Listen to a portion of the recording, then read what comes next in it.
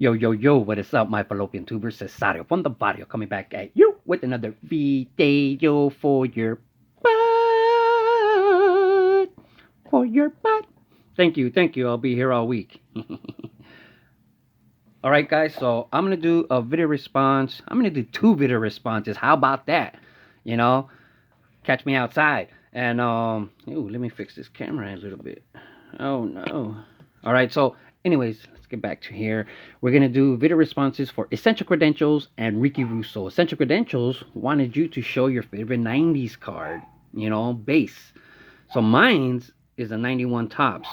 This one has a Chipper Jones rookie, but look at this Nolan Ryan card number one. Number one. And it's sideways. I like the sideways cards. I like to do it sideways. I don't know about you guys. But check it out, card number one, and it has like, I used to collect guys with the longest careers, like Darrell Evans, Jose Cruz, Bert Blyleven, Nolan Ryan had the longest one, from what I heard in Locker Talk. All right, and then there's also this subset, I guess if you want to call it that, but it's actually just part of the set. And if you don't know who that is, that's Kevin Moss. And who's Kevin Moss? Well, Kevin Moss belts home runs at the pace never previously attained in baseball anal. All right, so what is he talking about? He hit 10 home runs and 78 at bats. That was the record back then. Nobody had ever done it better than him. All right, not Babe Ruth, not Joe DiMaggio, not Mickey Mantle. None of the guys had ever hit 10 home runs faster than Kevin Moss. All right, so a lot of people were investing in this guy, and then he really didn't amount to anything. Aquino already beat that record, last year, and before him, Reese Hoskins has been broken a few times. Can you name all the people that have broken his record since him?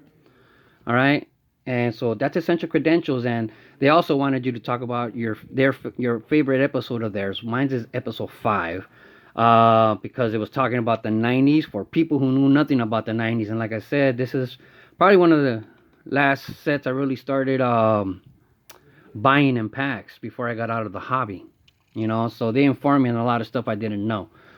So I'll put their their link below. All right, so now we're going to go to Ricky Russo, who wanted you to talk about a card that you lost your ass on. All right, well, me, I've never really lost my ass on a card, I guess, financially. But I guess I'll be sappy and talk about a card I kind of lost on emotionally, and this is not the actual card, all right? This is a Carl Yastrzemski rookie. Let me talk about this, I guess. In 1984... we were watching the World Series at my dad's friend's house, buddy from his work. And so Kirk Gibson hit the game-winning home run in the World Series, man. And we were all yelling and screaming. It was fun. I mean, I was 10 years old at the time. This was 84. I was born in 74.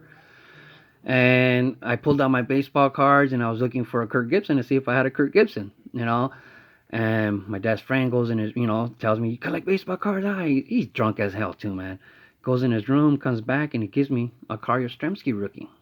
And he tells me to promise to never get rid of it or sell it, or trade it, that I'll keep it forever. And I was like, yeah, oh man, I was like, couldn't believe it. My first vintage card, my only vintage card, man, probably for years.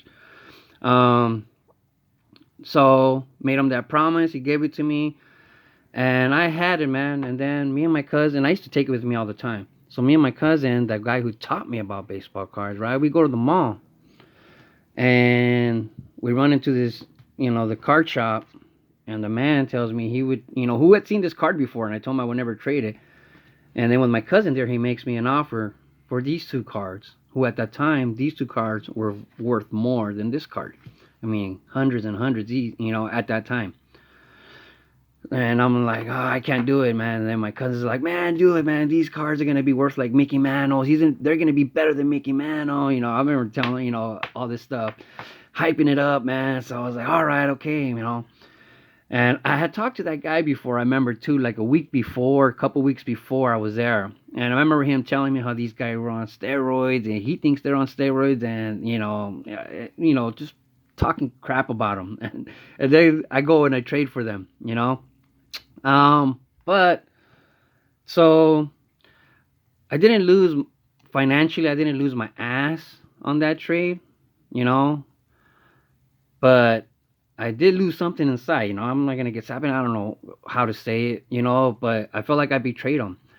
And the only thing that I guess I'm kind of lucky is that my dad got fired from that job, and he made new friends at his other work, and we never went back to that guy's house.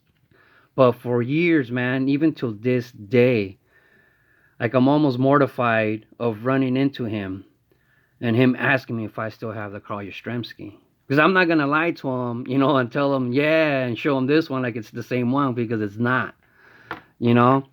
But that's a mistake I made when I was young, man, and I'll never make it again. I learned integrity and stuff like that, you know.